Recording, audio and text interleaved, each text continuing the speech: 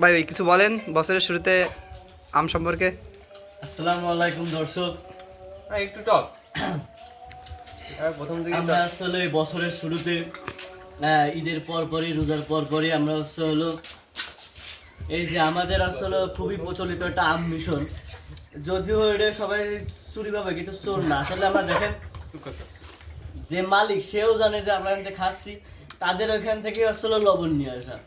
এভাবে মনে করেন আমরা হলো আমাদের এলাকায় যেসব ছোট ভাই বড় ভাই আছে তাদের সাথে আমরা সম্মিলিতভাবে আমাদের এই ভ্রাতৃত্বের বন্ধনটারে বজায় রাখতে আমরা হলো প্রতি বছরে হলো এই কিছু হঠাৎ সময় কিছুদিন পর পর একটু আম খাই, করি।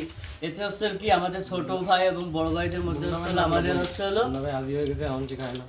ভ্রাতৃত্বটা বজায় থাকে। আমাদের মধ্যে কেউ আমাদের এই সবটা থাকলে আমরা কেউ হলো মাদকাসক্ত না। আমাদের কারোর কোনো খারাপ অভ্যাস নেই যে আমরা স্কুলের সামনে যে কারোর ইফটিজিং করি বা এই জায়গা বসে নেশা করে বা এই জায়গা বসে নেশা করে। আমাদের এলাকারও সবাই আমাদের প্রতি একটা ইতিবাচক ধারণা আছে যে এরা এইসব করলেও এরা কোনো খারাপ অভ্যাসের মধ্যে নেই।